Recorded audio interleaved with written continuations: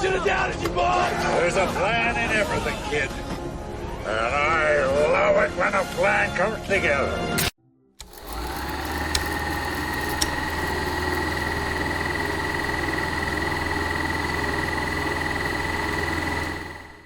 Hello, everyone, and welcome back to Cinematic Adventures. Don't forget, if you guys are listening to us on the go, you can find us on Podbean, Apple Podcasts, Spotify, iHeartRadio, basically anywhere you get your podcasts. And if you guys are watching on YouTube, make sure you guys hit that like button down below and subscribe for more pretty average, mediocre content. As always, I'm one of your hosts, Paul. With me via the Zoom studio and from your mom's diary is Sean. Sean, how are you today? I am wonderful, Paul. How are you? How does it feel to be back on the mainland? Back on the mainland, home from Hawaii after a wonderful vacation. It sucks. I don't want to be back in New York. I missed earthquakes. There was an eclipse when we got back, and the Mets are doing well. So it's like all the signs of the apocalypse. There you go. I thought you'd appreciate that. You guys just got to go on vacation more because then shit'll just happen here. I know, right? We could have done an MF Uncensored just on natural disasters that whole week. By the way, like, comment, subscribe, MF Uncensored. But anyway, so we are back and we wanted to find a nice little piece of nostalgic history and something that was rebooted and then redone and is still in the zeitgeist of people. Like, it's still around. It's a show people know of and they know the theme song almost immediately. And ironically, we just started watching the Ted series because we stole somebody's peacock. Don't worry about it. And they actually referenced the A-Team on the show. And I just spoiled it. We're going to be talking about the movie version of the A-Team, released in 2010, starring Liam Neeson, Bradley Cooper. I can't ever say his name. I'm going to ruin it. Sharko Copley. Okay. Patrick Wilson, Quentin Jackson, and Jessica Biel. So, Sean, really quick, initial thoughts. We have not seen much of the A-Team TV show. I think my first real knowledge of the A-Team, ironically enough, came from the show Family Guy in the episode where they are the A-Team. And that's with the actual black guy. With the actual black guy, yes. That's the only reason they won the contest. So it reminds me of the Big Bang Theory when they go to a party at the comic book store and they only win the Justice League costume contest because they're the only ones with an actual girl. Oh, yes. Penny is Wonder Woman. Yeah, Penny is Wonder Woman. Oh, that's a great episode. First thoughts of A-Team. Fun, enjoyable, a good, 2 hours of just over-the-top action. Nothing to write home about. It was just, it kind of came out at that right time. It was during Liam Neeson's real resurgence into the action drama, the action genre. So I think this is after Taken, the first Taken. So he is already back into the mainstream media with that movie.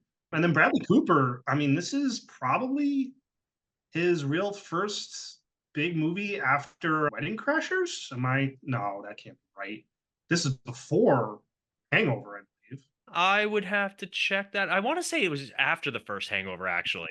If it's possible, yes. Yep, you are correct. Hangover was 2009. So this is after the huge success of Hangover. So this is kind of like his follow-up. And he hasn't really stopped since. He's really become a very good director and he's a very good actor. So this movie was a pleasant surprise. Let's put it that way. This was also right after District 9. Which was so bizarre. It was good, but I have not seen it since I saw it in theaters. It is a shame that movie, they never came out with the sequel. I know that they're talking about it and eventually they're saying it's going to happen, but yeah, it was right after that because that was the first thing we ever saw him in. And then he's another one of those actors that's kind of like, he does a couple of things and you're like, oh, it's that guy. But otherwise, yeah, he doesn't do a whole lot. And it's always hilarious because he speaks Swahili and they bring it up in this movie. It is probably one of the funniest scenes that they could have ever done. All right, so let's jump in. For those of you guys who are not familiar with the A-Team, the show takes place after 4 military veterans are dishonorably discharged and they become mercenaries, like a team of mercenaries that if you can find them and if you can pay them, like they'll solve your problems. And that was the point of the show. The show followed these 4 mercenaries working together to solve people's problems, very much in the vein of things like The Equalizer and shows like that. It was a very 80s show and very 80s formula. There was no continuation from episode to episode. Each episode was a different story, and then the next episode would take place like months later. There was no continuity. It was just that we had that in the 80s, like as you said, The Equalizer, this like Dukes of Hazard, just these kind of shows just were coming up and stuff during that time.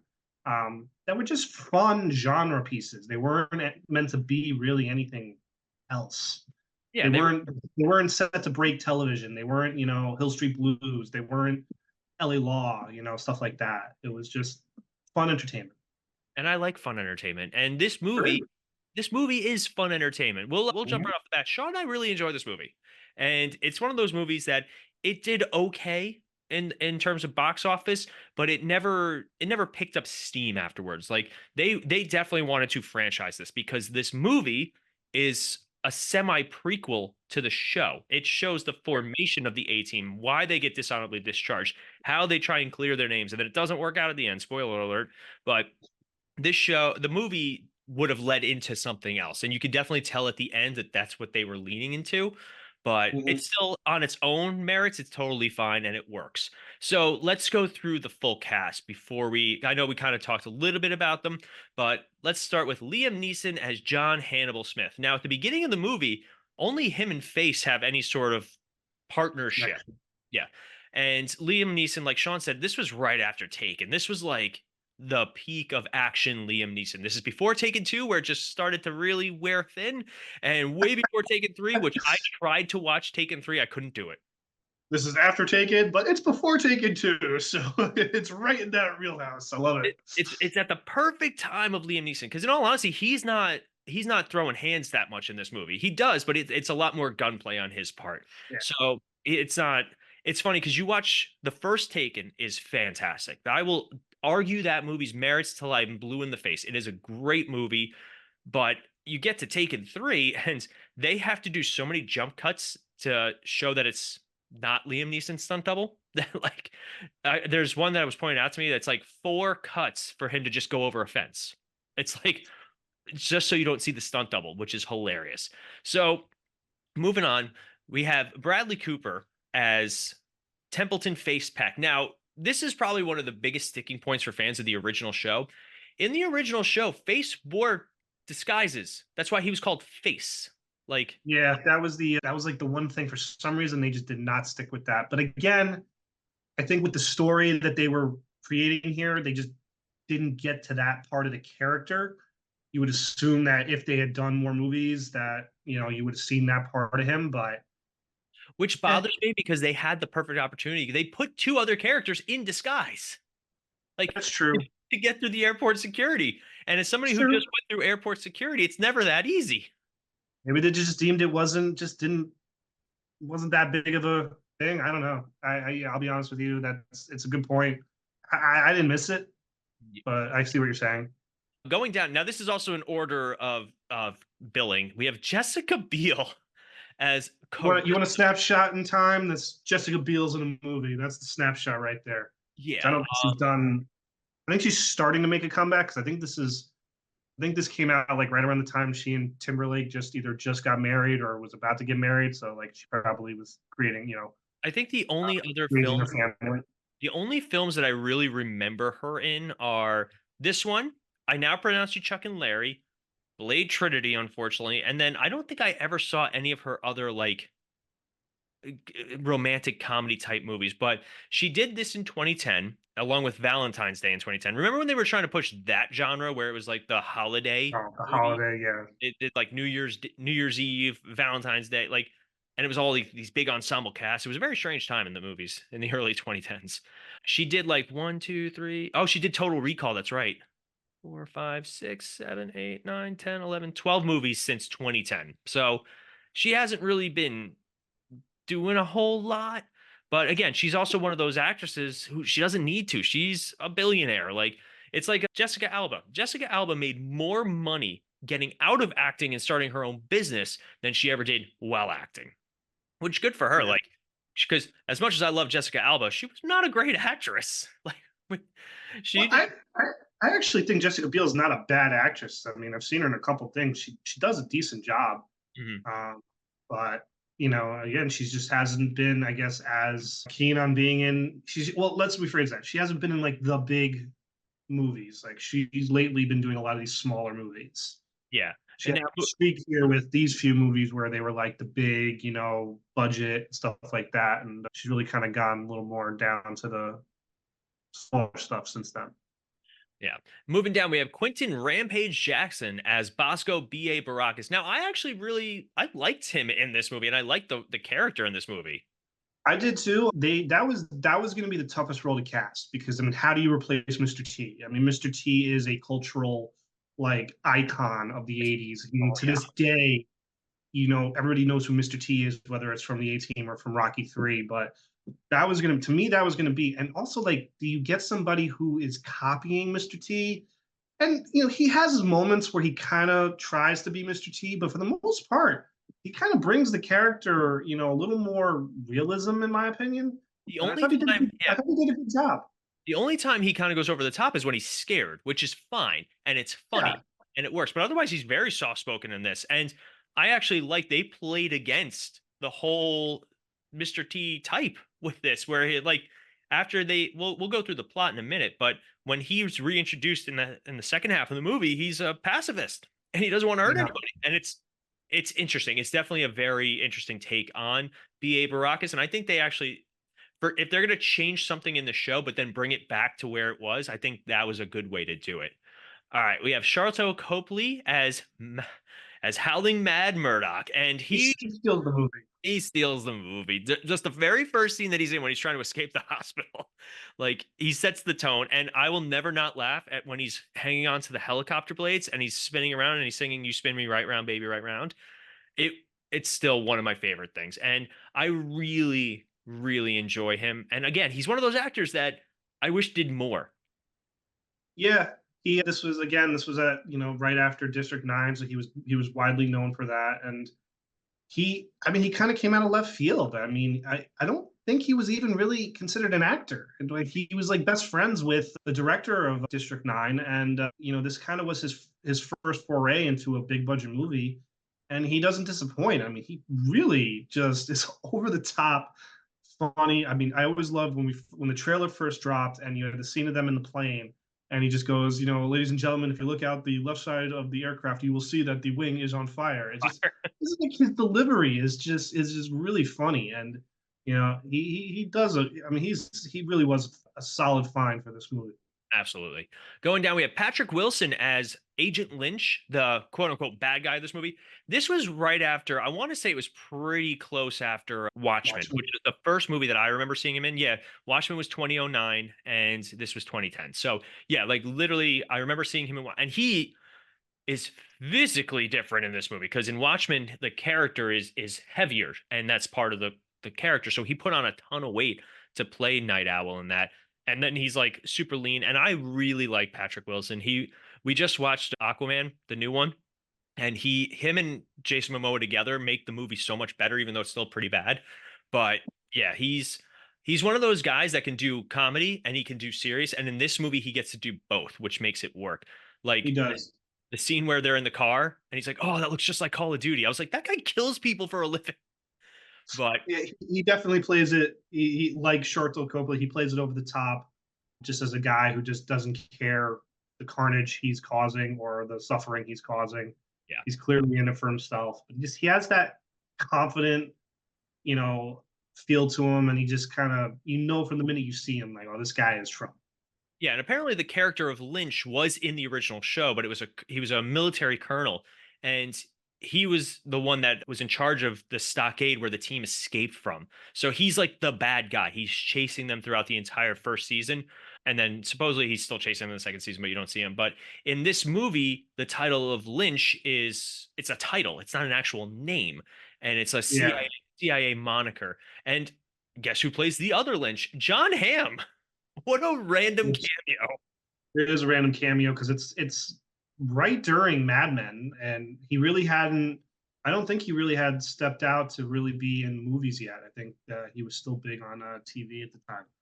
But I Yeah. remember it was like, oh, it's random. Okay, John Hamm, And cool. then the only two we have two more. Brian Bloom as Brock Pike. He's like a mercenary he's the leader of a mercenary team that outsources with the military. So they're not actually military, but they work with the military, which, is actually a common thing. But he's the face of the bad guy at first. Yeah. Like he's one of those characters that he's a bad guy when you first meet him. Like I Oh yeah, forget. he's clearly in it. You know, you clearly see the antagonist between him and Liam Neeson and Bradley Cooper, and you know that at some point this guy is going to be, causing trouble for them. It's like the scene in Avengers Endgame when they go back in time and Crossbones and all the guys come upstairs to get the scepter, and Mhm. Ant-Man's like, I mean, they look like bad guys. And that's literally what it is. As soon as you meet them, you know that they're going to be antagonists. But then the twist of it is with Gerald McRaney's character of General Morrison, who is on the side of them and like he's helping them in the beginning. You can tell they have a long history, and then it turns out that he's the bad guy, like the main Yeah. mastermind in all this. And it's a solid cast. That's the real main cast. I mean, there's a couple of others, but in all honesty, like nobody whose character I could tell you isn't who they are in the film. But the movie starts off with Hannibal Smith is trying to it starts off with a torture scene and he's got to go save Face who, and again, they do a great job of establishing exactly who these characters are just in the first couple of minutes. And Face is captured after he slept with some drug boss's wife, and like it's a fun time. The movie does. It's introducing the characters really good because you see how clearly Hannibal Smith can solve a problem. He even says it in the beginning. He's like, if you give me, what is it? What do you say? If you give me an hour, I'm good. If you give me 10 hours, I'm great. If you give me 2 months, I'm unstoppable. Yeah. Like he knows he's good. And So Face goes against what he wanted to do, and you see the little, back and forth, yeah. frustration that Smith has with him at the beginning there. But I think it was a smart move for them to establish the four characters in the opening scene. This is before the credits really even roll. That's And true. it was much smarter than trying to make a whole movie out of the four of them getting together to work together. I think this was a much smarter way because then after they all get together through a series of terrible coincidence and happenstance, BA's just getting his truck or his van and he's leaving. They had balls to destroy the van in the very beginning That was yes, that was. because Murdoch knocks off over the air You're conditioner. not supposed to park there. That's a handicap zone. My God, but I'm gonna kill you, fool. He did the fools actually pretty well. They were very underplayed and they worked better, Yeah. I think. But so yeah, he we have it's a series of coincidence. Even though Hannibal says I don't believe in coincidence, Hannibal ends up carjacking B.A. Baracus, finds out that he's a ranger, and he's like, "Hey, let's work together." And B.A.'s like, "Yeah, Rangers." So they go and they rescue Face in an incredibly awkward way. And again, that's the one thing about this movie. You have to turn off your sense of realism, especially for the last act. But they make it to a military hospital to find a pilot, and they get Howling Mad Murdoch, and he's trying to escape at the time, he's dressed like a doctor, so he ends up stitching up. Who is it? He stitches up, He and stitches a it's a lightning light. bolt. Did you wear a lightning bolt? I'm gonna kill this fool. But they I all. love it. He goes like, "You smell like gasoline," and he just lights Bradley Cooper on fire. Oh, it was Just- gasoline. Yeah. So they all get together. They manage to escape, and the movie jumps forward 8 years. I think it was a smarter move. And basically, they get set up to go on this mission to retrieve money plates that the U.S. government had lended to. What was it? I don't even remember that part, but they wanted to get these money plates and bring them back, and they get framed for not only for the murder of General Morrison, but also for stealing the plates and stealing the money. And yeah, yeah, we're not going to go too in depth because, in all honesty, it's a lot of that. It's basically them just trying to get the plates back and prove their innocence. And they yeah, also prove have, their innocence. and we have Lynch in the beginning, who's like, "Hey, I'm just trying to help, man. Like, let me get in on this." And he's a bad guy working with the other bad guys.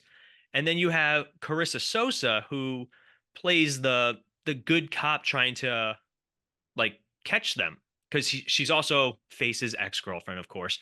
And I'm not gonna lie, the one scene that makes me laugh a lot is when she thinks that they're all still in the tent. Or no, the her two like partners think that they're still in the tent, and she goes in. And it's like a bunch of like rookies who, and he's like, they gave us each $50, and then he points to the one guy who shaved his head. He's like, they gave me 100. She's like, oh, they gave you 100? Did they? And I don't know why. It just makes me like just laugh. But the movie does end though with them. I don't want to say clearing their names, but they prove their innocence, but they don't clear their names. They're still fugitives. They still They still escape. Fun fact, I don't know if you guys know this, but legally, it is still a crime to escape a federal prison, even if you're later found out to be innocent. So, like No. Harrison Ford's character in The Fugitive technically should have gone back to jail for escaping jail custody. That was extenuating circumstances. A train hit his bus. You're extenuating circumstances, but nice legal jargon. You've been watching Law and Order again, haven't you? Uh, So, more like Perry Mason. so this movie comes out, and we enjoy it. Unfortunately, a couple of things were playing against it. One, the last act is it's a little tough to follow. Like Ridiculous. it's over the top. So basically, Face is in charge of planning the last mission, and it's there's no way it should have worked under any circumstances, especially once they started blowing up the containers. Under no circumstances should any of that had actually worked. But it does. And they managed to like Lynch gets arrested. They're like, "Hey, you guys are Pike gets cool." killed. That was a great scene though when BA gains back his momentum and Yeah. he kills Pike. That was a badass scene. Mhm. That really was. Yeah. So like it ends on that, but the military still arrests them again for escaping federal prison, which in all honesty, had they just gone back, they probably would have gotten time served. But no, they got to escape again because we need a sequel. But anyway, so the movie, like I said, it's a little the plot, the script is a little disjointed and the ending is a little hard to follow. In fact, I think Liam Neeson like did an interview where he was like, I had no clue what was going on for most of this. And like he tried to like rewatch it and he was just like, eh. But I also, love the tank. The tank scene is, I think, the best. oh, when they're falling out of the Trying to fly that? Are they trying to fly that tank? no, even better, they're like, what are they shooting at? They're trying to fly that tank because she knows what they're trying to do, and that's what they're Yeah. famous for like these wild type of like stupid crazy missions. But originally, all four of them wanted to do a sequel, and Joe Carnahan expressed an interest in directing a sequel, and Cooper stated that the film had not been, it didn't make enough money, even though it did all right on a budget of about 110. I want to say it pulled in 170. So like that's not bad. Not It's not bad, but that's tough. That's tough when you only make 60 million. Yeah. yeah. I And feel like movies have made sequels, and I guess it just didn't get a life. Mhm. Yeah, in 2009, you're kind of that you're still in the Blu-ray, you're still in the home video era, but I guess it just didn't really gain any steam after its run in theaters. So And 'cause I also, feel like for a solid 2 to 3 years, we kept hearing about it, and then finally just kind of vanished. yeah, and also weird coincidence, at almost the exact same time the movie The Losers came out, which is the exact Mhm. same freaking movie. I hate to say it. I love The Losers. Like we saw that in theaters. It was I remember The Losers was right as they announced Chris Evans as Captain America, and we were like, "What?" But The Losers and the A Team were in spirit very much the same movie. The Losers was just the R-rated version, Mhm. and like even the characters were pretty similar. Like come on. It's a band of mercenaries who get burned and framed and they have to go into hiding and they have to clear their name and that yeah, it's the same movie. I'm sorry. Like But of course, this movie had obviously it was the fans of the show. They were aiming at the fans of the show, and then you were getting big name stars in it. You have Liam Neeson and Bradley Cooper. right. You were just on the box office, and just it didn't work fully, but it's definitely worth seeing once in your life. So Star City rating for the A Team. I give it a 3 out of 5. 3 out of 5. I can get behind a 3 out of 5. I think it's a good movie. It's enjoyable. I have a good time with it. And like if it's on, I'll throw it on, but I'm never going to go out of my way to be like, I gotta watch the A Team. That's if I'm gonna watch the A Team, if I'm suddenly going, hey, I should really watch the A Team, I'm going to try and watch the show, I think. But that's Yeah, just me. It's just a pretty face. But I hear you. we want to hear what you guys have to say. If you guys are watching on YouTube, leave a comment down below and let us know, what do you guys think about the A Team? Is it better than The Losers? Is it a good TV adaptation? We'd love to hear a little bit more. If you guys are looking for more of our content, it's super easy. You can go to our Facebook page, Cinematic Adventures. You can also find more of our content on our website, themisfitfaction.com. There you find links to all of our other shows, including MF Uncensored and the Multiverse Fancast. But I think that's going to wrap us. Oh, we're also on every social media. So make sure Twitter, TikTok, Facebook, all that stuff. Find our page, like, comment, subscribe, all that jazz. It really helps the show grow. In fact, our episode on Quiet on the Set is our highest downloaded episode with over 30,000 views on YouTube, which has been awesome. So if you guys are listening from Thank that, you for listening, everybody. Thank you. Thank you. And It's a tough episode to hear, but I appreciate everybody giving it a shot. Yeah, and we're also going to probably do a follow-up now that the 5th episode got released, because I'm sure there's going to be more. But I think that is going to wrap us up for today. As always, I'm Paul. No fan feedback Friday? No fan feedback. Oh, wait, do I have feedback Friday. Unfortunately, Facebook is giving me a little bit of trouble, but no. It's not letting me log on. Shut up. Don't say that too loud. He might be listening. That's true. Yeah. But that's what shh. Oh, hi, Mark. Oh, you've never seen The Room. You suck. But anyway, that's going to wrap us up. As always, I'm Paul. I'm Sean. And I'll see you guys next time. Close the door! I know you're airborne rangers, but that was ridiculous! You're gonna be okay!